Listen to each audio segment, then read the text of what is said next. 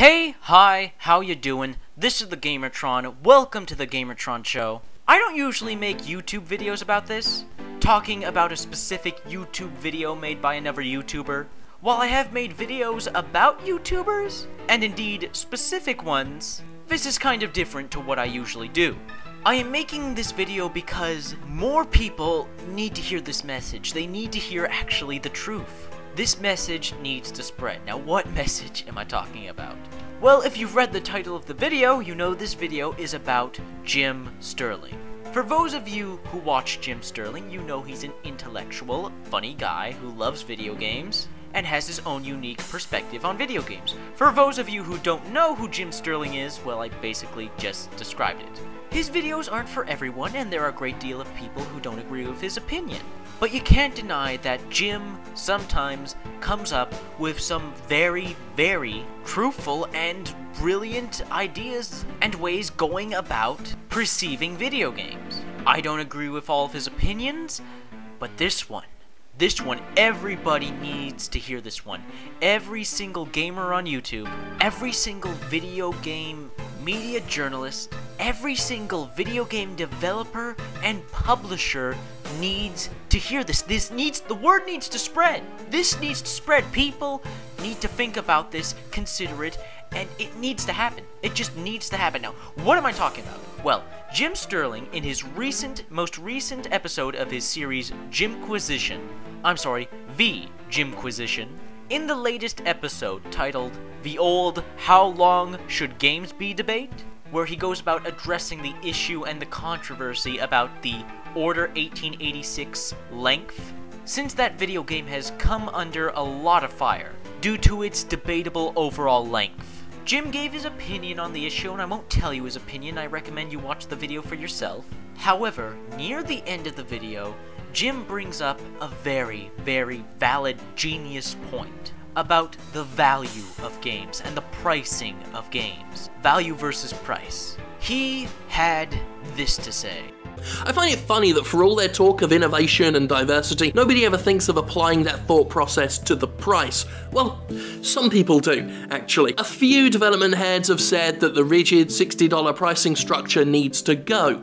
They always follow it up with a caveat though. They always say their game is one of the exceptional ones that should stay priced at $60. Games should have varied price ranges. Not our game though, we deserve our premium. And who can blame them, really? Nobody wants to be the first in their field to charge less for their AAA video game. So we're in this stalemate, where games want the freedom to be flexible in the amount of hours they provide, but will absolutely not budge on the price tag. Games should be diverse! Not their MSRP though, $60 please, and Mojini pays! Whee! I've been calling for a more flexible tiered pricing system for years now. The default $60 price can be lethal to certain games, and I wince when I think of many failed titles that might have been successes if they had launched at $40 or $30 or even $20. Imagine, two games come out at the same time, they're both $60. Someone who wants both is expected to drop $120 to get them, plus taxes. Many of them will just choose one because $120 for games is fucking unreasonable. This refusal to budge on price shoots games in the foot at launch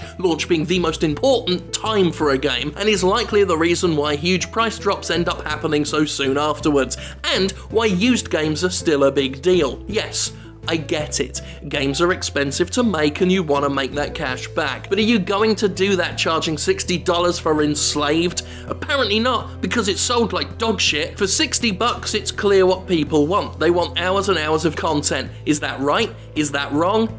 Doesn't matter, that's the state of play.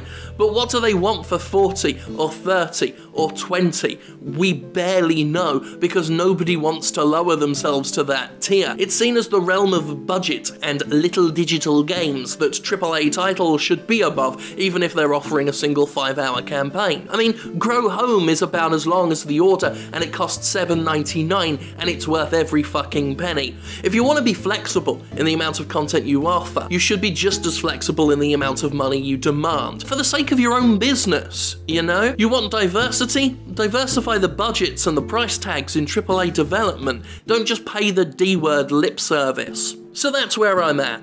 to focus on game length to the exclusion of everything else, removing context, ignoring quality, narrative reasoning, pacing, and overall justification, does a disservice to games as an art form and insults them by rendering them down to little more than soulless toys, bland morsels meant to fill us up and nothing more. However, discounting length entirely is no more noble a practice, as it wipes a sizable concern of the audiences under the rug and allows developers to not really think about what they're truly offering their customers for a hefty price tag. A tag that should, overall, be way more fucking negotiable than it is, rather than sticking to one price because that's how it's always been done, even as gamers feel less comfortable about dropping 60 doubloons on yet another corridor shooter with hacking minigames and a threadbare story.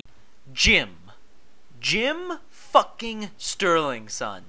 Jim fucking Sterling, son, you have hit the nail on the goddamn head and driven it through the coffin, final nail through the goddamn coffin. Yes, hallelujah. This needed to be said, and I'm surprised this hasn't been said earlier. AAA video games for too long have been unforgiving and uncompromisable with their price tag. It's been $60, release day, no less. Now you guys know I'm a big supporter of AAA video games.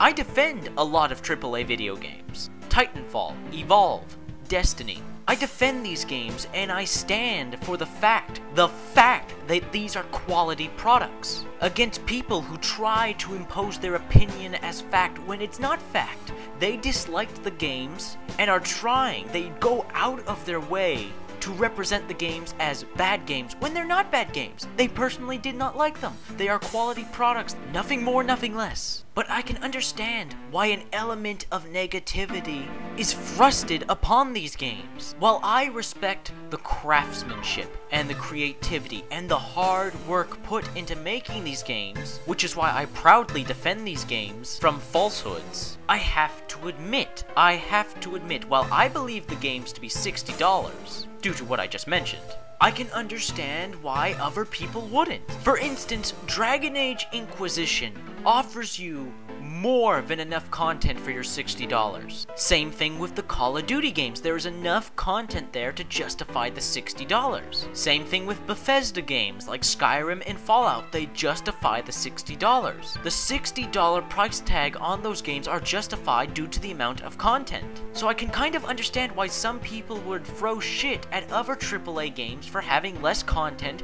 than those that have previously have more than enough content to validate its $60 price tag. You know what? I will admit, Destiny, Titanfall, Evolve, as great games as they are, they probably should have sold for less than $60. While the content in each of those games is quality, the amount of content in those games, when compared to others, is unfortunately lacking. Even though I would pay $60 for all those games, those AAA video games that I mentioned, I can understand when doing a content comparison why perhaps the prices should indeed be lowered. The games would get much higher reviews and much less flack if the games would only drop the $60 price tag and go for something a bit more reasonable. $45, $30. I can guarantee you that if Titanfall, Evolve, and Destiny sold for only $30, they would have far less negative reviews. Because when someone pays $60 whole dollars, $60 that could have been spent on taxes, on a good meal, an entire dinner even, or buying necessary repairs or parts, $60 is valuable. And when people feel that the product that they just bought isn't worth the value of the hard-earned money they spent, I can understand a bit of outrage. And Jim goddamn motherfucking Sterling, son, speaks the truth. Publishers and developers, they simply need, the game industry would get so much less flack, would get so much more approval, would get so much more attention, would thrive, they would thrive so much more, so many more games would be sold if publishers and developers were just willing to take the leap of faith to give it a chance and lower the price of their AAA games. The cheaper a game is, the more copies will be sold. I mean, for God's sakes, look at the Steam holiday sales, the Steam summer and Christmas sales. Statistics show, actual statistics show, that many games that go on the Steam holiday sales sell better there, sell more copies there and then than on their release day when they were $60. This message needs to be spread. People need to heed these words. I say, screw Gamergate, screw hashtag Gamergate, forget about that. Spread this. Hashtag Game Industry, take a chance. Hashtag, it doesn't always need to be $60. This right here is important. This will help the game industry. This will help the game community. So much negativity, so many controversies surrounding AAA video games would disappear. They would just fucking cease to exist. The only reason they appear is because of the $60 price tag. With the $60 price tag in place, people are extremely critical and look for the slightest excuse not to buy a game or to complain about a game. Remove the catalyst, remove what gets people up and about. Remove the catalyzer for outrage, and you improve the attitude and the behavior of both the game industry and the community. Please spread the word. Please watch Jim Sterling's video. Please spread this video. Share this video across YouTube and share Jim Sterling's video across YouTube. Developers and publishers everywhere need to hear this. Especially the AAA ones. Please spread the word. This has been the Gamertron. This has been the Gamertron Show. Please hit that like button to support this video, and if you like the video in any way whatsoever, please leave a comment. Let me know what you think of Jim Sterling, what you think of his opinion. Let me know what you thought of what I said in this video. Let me know what you think as a whole, this whole thing going on about the pricing of video games. Let me know in the comments below. Please leave a comment, and please consider supporting me and subscribing to my channel. I'm a guy who loves video games and loves talking about video games. I have far more upbeat and happy videos, I swear. This has been the Gamertron. This has been a video. I will see you guys later. Please spread the word. Share this video. And Jim Sterling's. Especially Jim Sterling's.